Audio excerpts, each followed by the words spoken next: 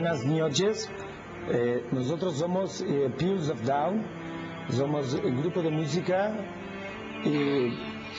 A mi izquierda tengo a uno de los componentes, Kiko 13, el cual es el guitarrista del grupo.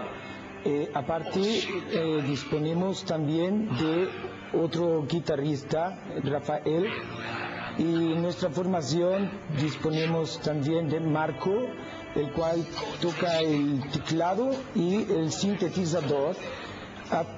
También Monty, el bajo, y disponemos de una caja de ritmos que la llamamos Giuseppe.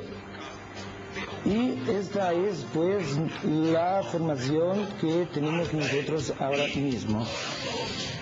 Peers of Down es va formar fa 4 anys a dissolució de diversos grups i bueno, la formació anterior era diferent a l'actual i en aquests moments la formació actual que tenim va ser arrel de conflictes entre el grup, cosa normal que passen en aquest món, que sí, i va treure la demo fa mig any. Aquesta demo ha estat promocionada en diferents revistes com Metal Hammer, com Heavy Rock, amb bones crítiques, amb aquest mesa de Guitarra Total, i bueno, fins al moment ha estat actuant per aquí, per Catalunya i Rodalies. L'estil de Peers of Down és rar, com nosaltres. Ens hem qualificat des d'Industrial Doom fins a Metal, fins a Punk, fins al que vulguis, Gòtic, tot el que vulguis.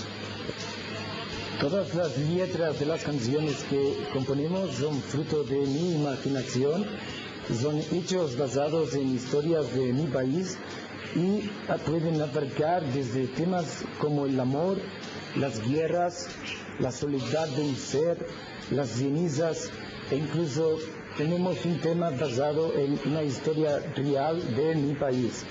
Con nuestra música no queremos expresar nada más que simplemente los sentimientos de una persona. Voldria donar les gràcies a Vladimir Rustov, de Moldàvia, per voler actuar amb nosaltres. Moltíssimes gràcies, Kiko.